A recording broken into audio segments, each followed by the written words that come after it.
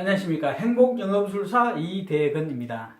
오늘은 실전 경영기획 공부 5번째 시간입니다.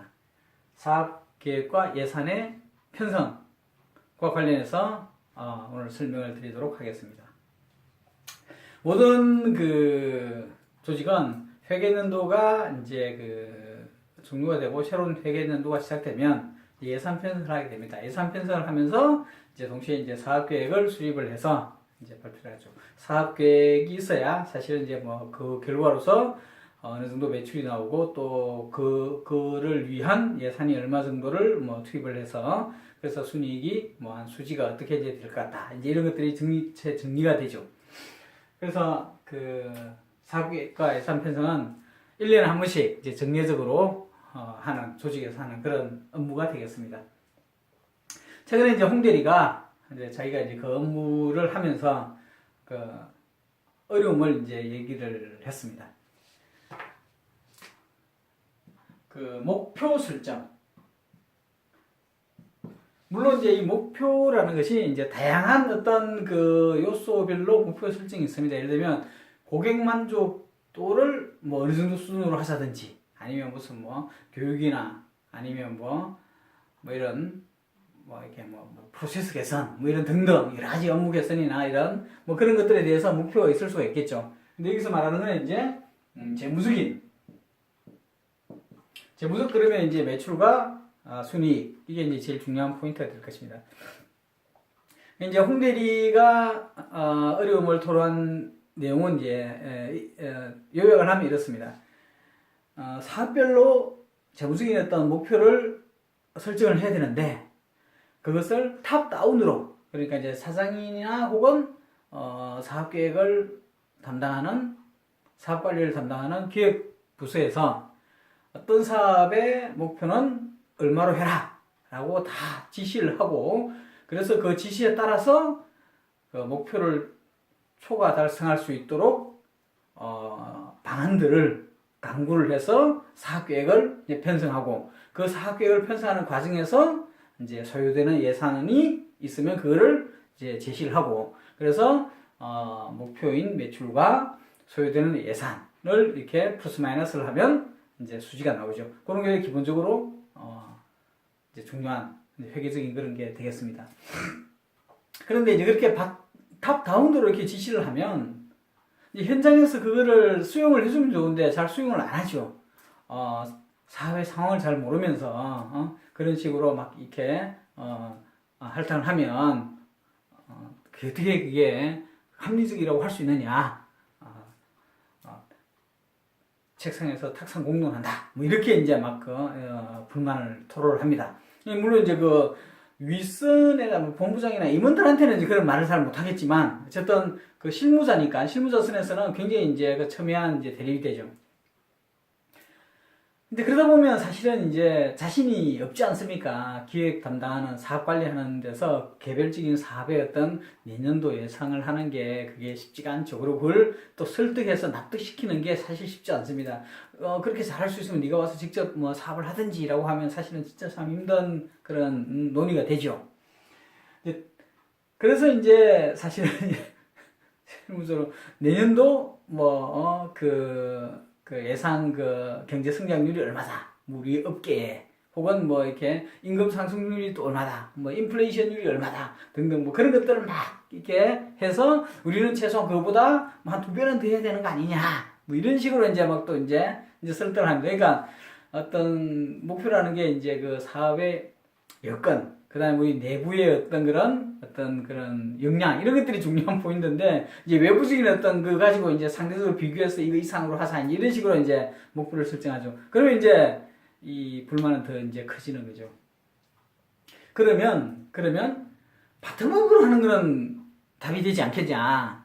이제 바텀업을 하면, 말하자면 이제 사업부서나 이제 사업 본부별로 이제 이렇게 목표를 이렇게 쭉 해서 이제 보고를 하면 그걸 가지고 취합을 해서 정리를 해서 이제 결정을 하는 이런 바텀업식은 어떠냐, 이제 이렇게 되면 사실 그렇게 하면 목표가 너무 이제 과소하게 잡힙니다. 왜냐면 달성하기 어려운 그 수준을 누구도 목표로 제시를 하려고 하지가 않죠. 왜냐면 사후적으로 결국 평가가 될 텐데 그 목표를 초과 달성해서 박수를 받는 게 고생했다고 박수를 받는 게 좋지 그 목표를 달성 못했다고 이렇게 좀 그렇지 않습니까? 그러면 이제 가난을 이제 낮추죠. 그러면 이 취업에서 이렇게 결과적으로 보면 그 수치 자체가 사장이 보기에도 참 이렇게 좀 그렇고 내놓기도 좀 민망하고 뭐 그렇게 되지 않겠습니까? 상당히 쉽지 않죠. 그래서 또 실무적으로는 그 공격적으로 목표를 설정한 데는 또 평가에 이제 플러스를 해주겠다. 뭐 이렇게 또 진짜 말이 안 되네. 그러니까 과소하게 목표를 잡아서 초과 달성해서 좋은 평가를 받는 거랑 과도하게 목표를 설정해서 이 점수를 잘 받고 난 뒤에 목표 달성을 못해서 이제 또 이제 추가 점수를 못 받았어. 뭐 그렇게 하는 거 결국은 이제 플러스 마이너스 하면 이제 같은 게 되지 않습니까? 그러니까 이게 조사모사죠. 이게 많이 또 안 되는 겁니다. 어쨌든 현재 그 실제 상황에서는 그런 것들이 막 빌비재합니다. 이제 실무선에서는 그렇게 하고 대신에 이제 사상 보고나 대외적으로 이제 하는 그 보고서에는 이제 그럴듯한 이야기를 하는 거죠. 이렇게 이제 그런 목표 수준만 서로 합의되면 그런 명분은 그럴듯한 명분은 이제 쿵떡쿵떡해서 잘 만들어낼 수 있는 게 이제 조직이지 않습니까? 어쨌든 그런 게 이제 홍 대리의 이제 어려움이죠. 그래서 제가 이제 이런 질문을 했습니다. 뭐 같은 맥락인데요. 그 사업계획의 이 목표 설정을 하려고 하는 목적이 뭐냐, 취지가 뭐고 의도가 뭐냐, 정확하게 추정을 한다. 정확하게 추정을 해야 예산 편성이든 혹은 다른 어떤 전체적인 어떤 그런 경영 같은 것들을 이제 정확하게 이제 이렇게 해 나갈 수 있지 않습니까? 중요한 포인트가 되죠. 아니면 어떤 그 목표 달성 동력, 그러니까 이제 성장 지향이죠. 성장 지향을 위해서 목표 설정을 이렇게 딱 이렇게 좀 높게 딱 두고 그걸 달성하기 위해서 정말 최대한 노력을 하는 뭐 이런 원래 이제 목표라는 게 이제 달성하기 어려운 정도의 굉장히 도전적인 목표를 설정하는 게 교과서적으로 맞는 거죠. 개인적으로 자기 어떤 그 뭐 시험 점수가 됐던 어디 뭐 다른 개인적인 어떤 목표가 됐던 뭐든 간에 사실 어떤 성장을 하려 그러면 열심히 해서 달성하기 어려운 정도 수준을 해놔야 의미가 있습니다. 물론 그거는 달성할 수 없을 수도 있다는 걸 전제로 하는 거죠. 어쨌든 목표 달성을 독려하기 위해서 이제 목표 설정하는 수도 있습니다. 이제 세 번째 같은 경우에는 그냥 어떤 절차로서 1년에 한 번씩 정례적으로 하는 그 업무를 가능하면 효과적으로 효율적으로 아주 편하게 스무스하게 해나가는 이런 것들이 목적일 수가 있습니다.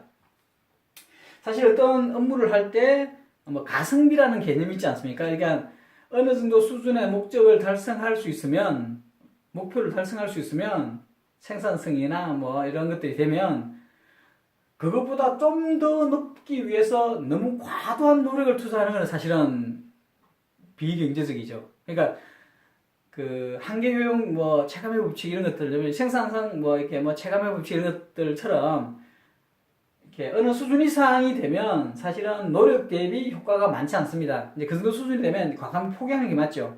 이제 그런 걸 모르고 위해서 이제 막 그 임원이 좀 더 해 뭐 이렇게 막 이 요구를 하면 밑에서는 이제 그 좀 더 잘하기 위해서 어마어마한 노력을 하게 됩니다. 이게 이제 보통의 이제 트레이드오프 효과가 있기 때문에 다른 더 중요한 것들을 못 하게 되는 거죠. 그것 때문에. 그래서 이제 취사 선택의 관점에서 선택과 집중의 관점에서 이제 가성비 개념은 되게 중요한 포인트입니다. 어쨌든 그런 면에서 절차 관점에서 목표 설정을 접근하는 것도 필요는 할 수 있습니다. 그러나 이거 이제 지금 제가 이제 말하는 그런 데서는 이제 올바르지는 않죠. 왜냐하면 업무라는 거는 원래 그 업무의 어떤 본질, 무슨 말이냐면 그 업무가 지향하는 그 업무가 있어야 되는 존재하는 이유, 어떤 뭐 지고지순한 어떤 그런 지향점 이런 것들을 파악해서 그것을 달성하기 위한 방안으로서 노력을 해야 되는 것이지 그냥 단지 그 업무 자체를 좀 더 효율적으로 효과적으로 하기 위해서 이렇게 막 하는 거는 사실은 옳지는 않습니다. 물론 아까 가성비 차원이라든지 뭐 그런 측면에서 그게 나쁜 거는 절대 아닙니다. 그거는 이제 지금 이런 사학계획이나 예산 편성상의 목표 설정에 대한 어떤 근본적인 화두로서 논의를 할 때는 이 부분은 이제 좀 마이너하다는 그런 이야기입니다. 자, 그러면 일단 두 가지 정도의 어떤 목적이 있을 수 있는데 어느 거냐? 그러니까 이제 홍대리는 이제 사실 이게 좀 있다. 왜냐면 목표 설정이라는 게 공격적으로 뭔가를 설정해서 열심히 하려고 하는 그런 부분이기 때문에 정확한 예측보다 조금 올라가는. 그래서 예를 들면 뭐 목표를 다 설정해서 뭐 1,000억이 나왔다면 매출이 1,000억이라 그러면 돌아서서는 사실 한 800억쯤 될 거야. 이렇게 이제 하겠다는 거죠. 그 홍대리의 생각은. 근데 이제 그런 게 사실은 이제 보면 이 두 가지가 어떤 그 성과 평가 이게 이 관련이 돼 있지 않습니까? 그러니까 이제 그 조직의 이제 이 목표 달성을 독려한다는 이야기는 성과를 잘 내면 많은 그 인센티브를 주고 뭔가 승진도 해주고 뭐 그렇게 해줘서 달성을 이제 뭐 유도도 하고 또 실제로 이제 그 보상도 해주고 뭐 이런 게 이제 있는 거죠. 정확한 추정도 사실은 이 부분하고 연결이 될 수밖에 없습니다. 왜냐면 이 목표와 이후의 어떤 성과 평가는 이거는 동질의 양면처럼 이게 따라다니는 거이기 때문에 어쩔 수가 없습니다. 그렇다 그러면 실제로 옛날에 막 이게 경제가 막 이렇게 막 성장하던 고도 성장하는 그런 시대, 60년대, 70년대, 80년대 이럴 때는 사실은 2번가 같은 그런 방식도 가능합니다. 왜냐면 노력한 만큼 뭔가가 나올 수 있거든요. 그리고 신사업이나 신상품 같은 것도 쉽게 론칭이 될 수도 있는 뭔가 이렇게 그 성장의 여지가 많았던 시절이니까요. 근데 요즘같이 이제 성장이 정체화되고 이제 막 포화가 되는 풍요로운 어떤 그런 시대에는 경쟁이 더 첨예하지 않습니까? 정말 조금 더 성장하기가 정말 힘듭니다. 그리고 자칫 방심하면 이게 막 그 경쟁력에 막 이렇게 치이는 그런 현상이 또 생기는 거죠. 그래서 엄청 더 힘든 어려운 여건인 거죠.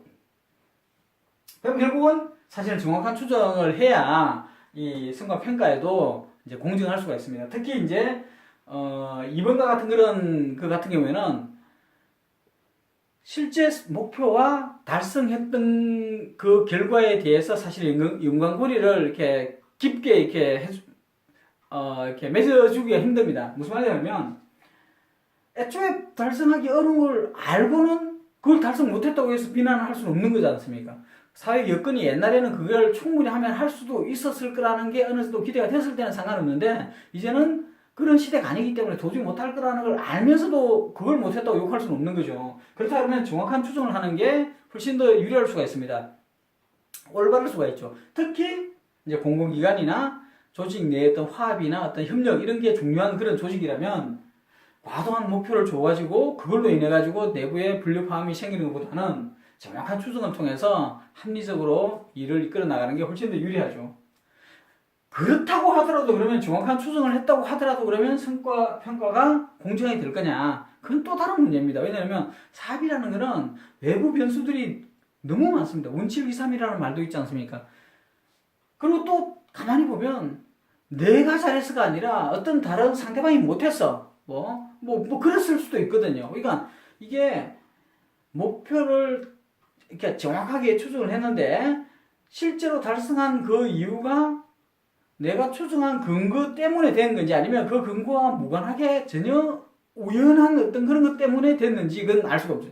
그건 나중에 가서 봐야 됩니다. 그러면 우연한 기회로 목표가 초과 달성됐으면 사실은 이 고생 많았다고 이렇게 막 보상을 해주는 거는 옆에 있는 동료가 볼 때는 이게 되게 수긍하기 힘들죠. 반대도 마찬가지입니다. 목표 달성을 못했다 이거죠. 근데 그 못한 게 그나마도 굉장히 선망을 한 거야. 그러면 그건 굉장히 칭찬을 해줘야 되는 거 아닙니까? 그죠? 갑자기 막 미국에 있는 큰 공룡 같은 놈이 와가지고 경쟁에 팍 붙었어. 그러면 로컬에 있는 이 상품으로는 되게 힘들지 않습니까? 버티기가. 그런 경우는 또 이해를 또 해줘야 되는 거죠. 결국 보면 1번이 됐든 2번이 됐든 성과평가는 또 다른 맥락이다. 이렇게 볼 수가 있는 거죠. 그래서 제가 사례를 이제 홍대리한테 하나 설명을 해줬습니다. 어느 소형 보험사의 CEO가 시청 지역에 서울의 시청 지역에 지점을 이제 개설하자. 이렇게 이제 결정을 했습니다. 이제 임원에 의해서 야 우리도 이제 이 소형 정보사가 아니라 소형 보험사 특화 보험사가 아니라 이 메이저 그러니까 대형 보험사와 어깨를 당당히 하는 그렇게 큰 그런 보험사가 한번 돼보자. 그러면 지역적으로 뭔가 이 의미가 있는 대표성이 있는 시청 지역에도 우리가 지점을 하나 내서 거기서 당당하게 뭔가 이렇게 자리를 잡자. 이렇게 이제 한 거죠. 그러면 지점 개설을 하는 데 있어서 해야 될 일이 되게 많죠. 사무실도 해야 되고 뭐도 해야 되고 많겠지만 이제 가장 중요한 것 중에 하나가 지점장 스님입니다. 지점장 스님하는 게 되게 중요하죠. 특히 보험용어 같은 경우는 더 중요하죠. 그래서 이제 내부 이제 그 직원들 대상으로 이렇게 쭉 해서 뭐 평가도 해보고 사전에 또 인터뷰도 해보고 쭉 해봐서 결국 후보자가 이제 3명이 나왔습니다. 그 3명이 와서 사장한테 이제 그 자기 포부, 자기 목표를 이제 하는 거죠. 1년 내에 흑자를 하겠습니다. 그러니까 내년에 흑자하겠습니다. 저를 지점장 시켜주시면. 두 번째 목표는 3년 내에 흑자하겠습니다. 이게 두 번째 이제. 세 번째는 3년 내에 흑자가 아니라 3위 안에 들겠다. 업계 3위가 되겠다. 그 지점에. 그 지역에. 여기 있습니다. 자, 이제 누구를 선발해야 될까요?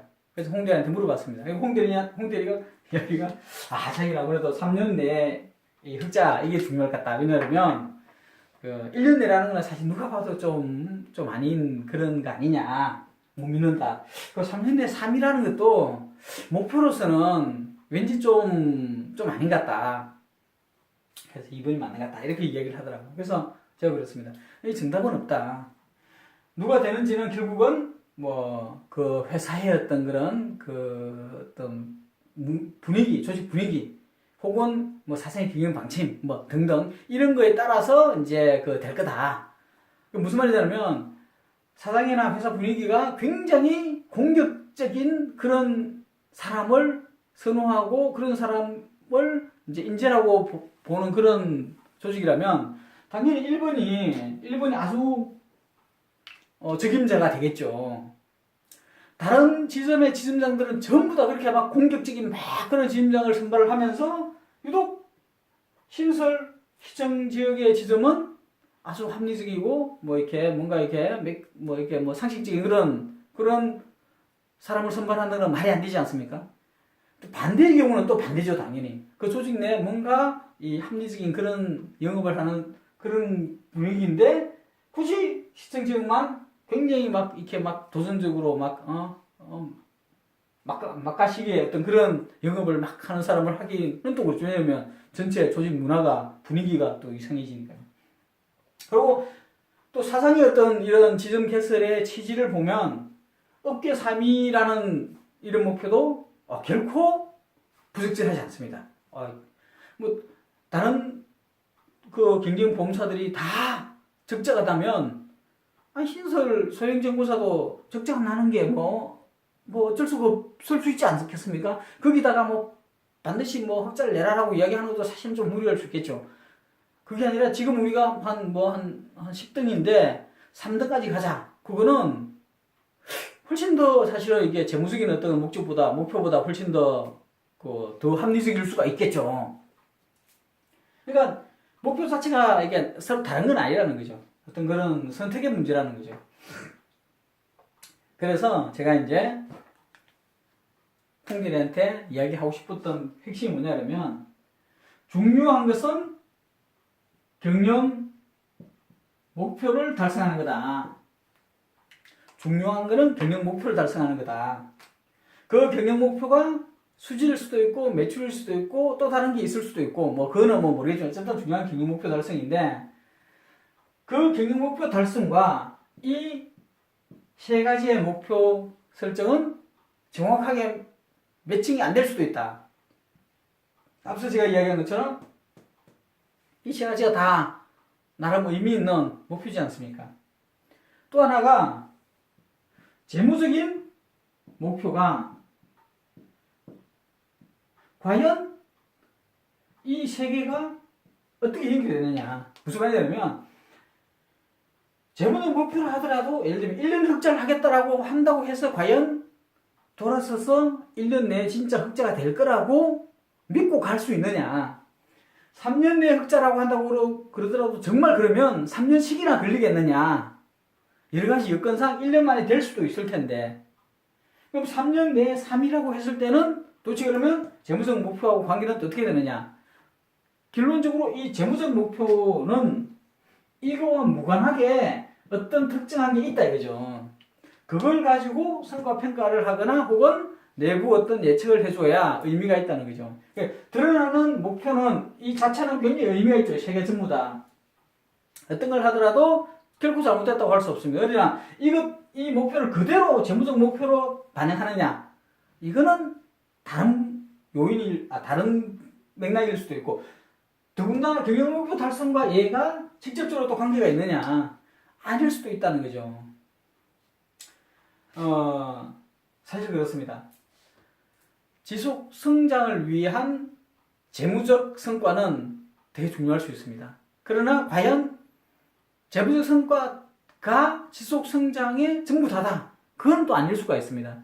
사람이 하루 밥 3끼 먹는 게 어떤 지고지순한 삶의 목표와 목적이 될 수는 없죠.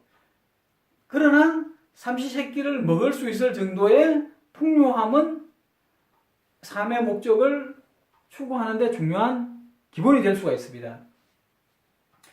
그런 맥락에서 이 재무적 목표와 경영 목표는 사실은 이제 긴밀하게 이제 연결될 수가 없는 거죠. 자, 그러면 경영 목표 달성이 제일 중요하다 이거죠. 그리고 재무적 목표, 그게 이제 정확한 추정이 되든 뭐든 이것 또한 바텀라인으로서 결코 무시할 수는 없다. 자, 이렇다면 핵심을 우리가 경영목표 달성으로 보자 이거죠. 그러면 경영목표 달성은 뭐냐 하면 결국 사업의 성공입니다. 모든 조직은 사업을 통해서 경영목표를 추구하는 거고, 사업이 성공했다는 것은 경영목표가 달성됐다는. 물론 이제 뭐 다른 맥락에서 그 강의를 몇 번 이제 하겠지만, 뭐 정확하게 이제 그렇게 되어야 되는 거죠. 실제로 아닌 경우도 많습니다. 그래서 뭐 이렇게 막 이 돈만을 밝히는 이제 그럴 수도 있는데, 일단은 사업의 성공과 경영목표 달성이 같은 거다. 이렇게 사업을 하기 위해서 조직이 만들어지고, 그래서 그 사업이 성공했다는 것은 그 조직이 성공했다. 조직이 성공했다는 것은 경영 목표가 달성되었다. 이런 거하고 같은 말이다. 라고 이제 일단 보고 가죠. 현실은 좀 다른 그렇게 아닌 조직도 있겠지만, 우선은 그렇게 보자 이거죠. 그러면 사업의 성공을 위해서는 뭘 해야 되느냐? 사업의 진행을 관리해서 그 사업 진행이 제대로 되도록 만들어야 되는 거죠. 그래서 지원해주고, 뭐 독려할 수도 있겠지만 어쨌든 진행을 관리해야 되고, 그래서 사업계획과 예산의 편성과 사업의 진행 관리는 약간 비슷한 맥락도 있지만 관점 자체가 많이 다릅니다. 그래서 제가 홍미래한테 이야기했던 그 사업계획과 예산 편성의 바람직한 모습은 이제 플로우와 스타트의 개념으로 이제 제가 설명을 했습니다. 뭐냐면 플로우는 말 그대로 이 물이 자연스럽게 흘러내리는 거죠. 강물의 상류에서 물이 많아지면 하루에도 물이 많습니다. 그게 단절이 되는 게 아니죠. 반면에 스탁은 그 강물의 어떤 댐을 이렇게 막아서 둑을 막아가지고 물길을 막았다고 생각합니다. 그러면 상류에 물이 많이 흘러내려오더라도 그 뒤로는 새로운 이제 맥락이죠. 상류와 하류가 달라질 수가 있습니다. 이게 플로우 개념이 이제 사업이고요. 이 스타트 개념이 예산입니다. 예산이라는 것은 회계연도가 정해지면 1월 1일부터 해서 12월 31일까지, 그러니까 통상적으로 그렇게 되는데, 그렇게 되면 12월 31일까지의 이 예산의 모든, 재무적인 어떤 모든 그런 것들은 다 쌓입니다. 그 댐에 저수지에 물이 쌓이듯이. 그리고 12월 31일이 딱 되면, 그걸로 딱 청산을 하고, 1월 1일부터는 또 새로운 한 해가 또 시작이 됩니다. 다시 1, 2, 3, 4, 5, 6, 7, 8, 이렇게 쭉 또 쌓여 나가는 거죠. 반면에 사업이라는 거는 그렇게 쌓여가는 게 아닙니다. 예를 들면 10월 한 15일 날 어떤 일이나 사업에 대한 관리나 사업의 어떤 그런 이벤트나 그에 대한 조치나 이런 것들이 12월 31일이 딱 되면 그걸 딱 끝이 나고 1월 1일부터는 새로운 국면으로 새로운 사업 관리가 시작되느냐? 그건 아니죠. 어떤 경우에는 3월 달에 시작된 어떤 그런 조치나 어떤 이벤트들이 흘러가지고 그 해를 지나가서 다음에 한 6월 달에 그게 나타날 수도 있습니다. 또 어떤 거는 한 10월 달에 어떤 이벤트가 생겨서 조치를 해서 어떤 지원을 하고 막 뭘 했는데 그게 한 서너 달 뒤에 한 1월 달에 또 나타날 수도 있습니다. 그럼 역으로 말하면 3월 달에 내년 3월에 뭔가를 하기 위해서는 올해부터 뭔가를 준비를 해서 정지 작업을 해놔야 된다는 거죠. 그리고 그건 연속선상에서 진행이 되는 거고, 그 진행되는 그 과정에서 시너지를 낼 수 있는, 정부 효과를 낼 수 있는 다양한 어떤 조치들을 추가적으로, 부가적으로 함으로써, 애초에 예상한, 혹은 그 예상한 것보다 더 뛰어난, 더 높은 어떤 목표가 달성이 되는 거죠. 그 이제 역으로 거꾸로 이야기를 하면, 오늘 내가 누리고 있는 이 효과는 과거에 누군가가 해놓은 어떤 걸음의 결과로서, 노력의 결과로서 내가 얻고 있을 수 있습니다. 그리고 내가 오늘 방치하고 방만하면 내가 그 결과를 얻는 게 아니라 내 후배가 나중에 어느 시점에서 그 결과를 얻게 되는 거죠. 그게 사업의 관점이고, 예산은 이제 스탁의 관점입니다. 그러면 당연히 사업이 주가 되는 거고 얘가 종이 되는 거죠. 사업에 따라서 예산은 사후적으로 나오지 않습니다. 그러니까 예산이 편성됐다고 해서 그러면 무조건 그 예산을 써야만 되는 의무가 생기고 또 쓸 수 있는 권리가 생기는 건 아니거든요. 사업의 진행 관리를 위해서 필요할 때 예산이 들어가는 겁니다. 그래서 비록 사전에 편성되지 못했더라도 꼭 필요한 예산은 당연히 추가적으로 지원을 해야 되는 거죠. 그러니까 예산은 종이 되어야 되는 거고 주가 되는 거는 사업입니다. 사업은 그리고 사업의 어떤 결과에 따라서 이제 예산이 나오는 거죠. 그리고 그 예산의 어떤 그런 수치들도 앞서 이야기한 것처럼 어떤 과정의 어떤 그런 결과물이기 때문에 오늘 했다고 해서 오늘 모든 것들이 이렇게 그 1대1로 그 리얼타임으로 이렇게 실시간으로 딱 매칭이 되는 게 아니지 않습니까? 그래서 결국은 예산보다는 사업 관리가 정말 중요한 부분이라는 거죠. 그리고 사업 관리는 핵심적으로 매년 정례적으로 하는 그런 행사가 되어서는 안 되는 거죠. 사실 이렇게 정례적으로 사업계획과 예산을 편성하면 실무적으로 어떤 현상이 생기나 그러면 이 예산 때문에 이 종인 예산 때문에 사업계획이 만들어집니다. 그러니까 내년 예산을 편성하기 위해서 이제 사업계획의 목표도 만들어지고 예산의 어떤 투입도 만들어지고 막 그러시게 되는 거죠. 그러니까 물론 이제 그 내용을 보면 이제 사업계획에 막 이런 것들 어떤 매출이 어느 정도 되고 투입 비용이 얼마고 이것들이 나오면 그걸 쓰면서 예산이 되지만 이제 정례적으로 하는 과정에서 보면 암암리에 예산 편성이 더 중요한 게 되어버립니다. 그러면 이제 좀 사업 진행 관리가 매끄럽지 않죠. 더군다나 이제 목표를 탑다운식으로 혹은 바텀업식으로 그때 일시에 내년 일시적인 어떤 막 추정을 해서 딱 이렇게 목표를 내놓으면 그 목표 달성하기 위해서 막 이런 이제 고민을 해서 사업계획을 수립하지 않습니까? 그런 사업계획은 플로우 관점에서 보면 진짜 답답한 거죠. 왜냐면 앞서 이렇게 내려온 여러 가지 어떤 상황이 있고 그걸 관리를 계속 해오지 않았습니까? 그러면 그래서 연속 선상에서 관리가 돼줘야 되는 거지 이것들은 다 무시하고 내년에 뭘 할까 이렇게 고민해서 사업계획을 한다는 게 이게 넌센스죠. 물론 이제 지난 1년간의 사업 실적에 대해서 이렇게 잘한 거 못하고 이렇게 분석해서 평가해서 그걸 반영한다고 하지만 그건 하나의 이제 포인트일 뿐이고 사업과 예산 편성하는 그 관점에서 보면 목표가 정해지면 그 목표 달성하기 위해서 고민을 그때 시작하는 거죠. 그런 이제 굉장히 잘못됐다는 거죠. 다시 이제 말씀드리면 플로우 관점에서 이 사업은 플로우적인 그런 성격이기 때문에 플로우 관점에서 접근을 해줘야 된다. 이런 부분이 되게 중요한 거죠. 그래서 극단적으로 말하면 홍대리 같은 그 경영기획 그 실무자는 사업계획을 이제 뭐 편성하고 예산을 편성하는 그 담당자는 사업에 관한 한 예를 들면 3월 한 20일 날 사장이 불러서 우리 사업 어떻게 되고 있는 거야? 라고 물어보면 그 시점에서 지난 과정은 어떤 과정을 거쳐서 앞으로 한 1년 정도 내년 한 3월에는 어느 정도의 모양이 되어 있을 겁니다. 이 이야기가 나와줘야 됩니다. 그리고 그게 또 한 7월 달에 또 그걸 물어보면 지금까지 했던 거는 어떤 것들을 했고 앞으로 이게 한 1년 뒤에는 이런 식으로 계속 관리가 되어지면 1년 뒤에는 어떻게 될 겁니다. 이게 나와야 됩니다.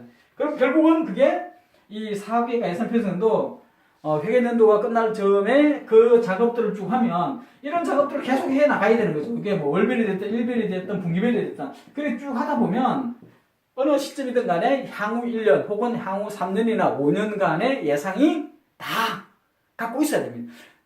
경영기획 실무자도 갖고 있고 그 사업을 실제로 하는 필드에서 현장에서 담당하는 사람도 갖고 있어야 되고 그런 컨센서스를 가지고 있어야 되겠죠. 그리고 그런 플로우 관점에서 사업 관리를 계속 하다 보면 당연히 그런 컨센서스를 가지고 있습니다.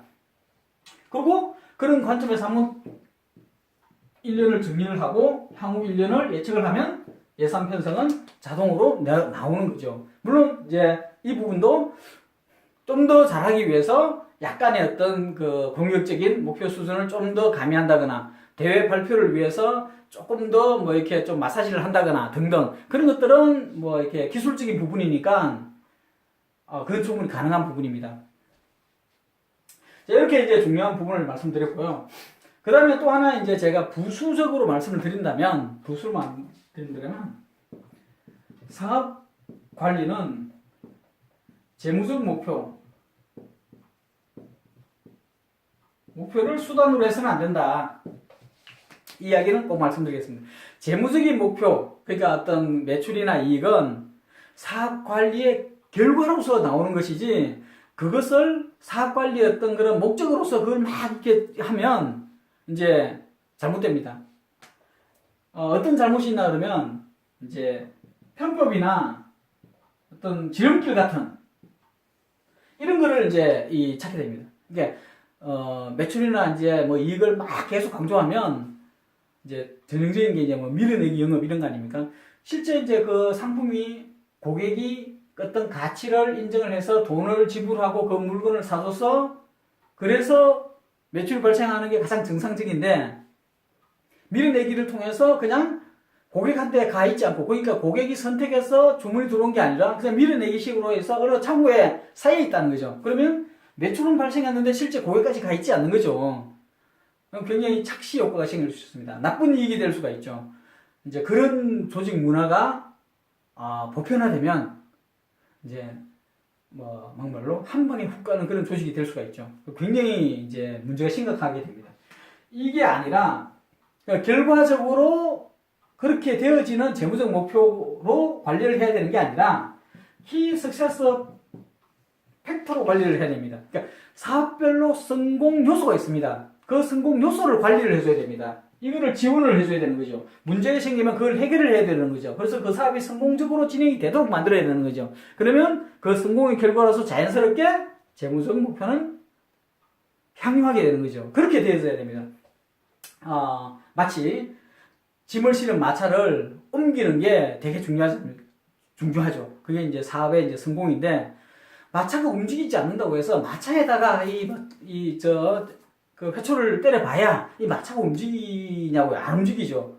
그 마차를 끌고 있는 말이나 소에 가서 회초를 들거나 아니면 당근을 먹이거나 아니면 평소에 훈련을 잘 시켜서 명령에 잘 듣도록 하거나 아니면 또 다른 뭔가를 뭐 하든가 그런 그 마차를 움직이게 만드는 그 동인 키 석세스 팩트를 관리를 해줘야 되는 거죠.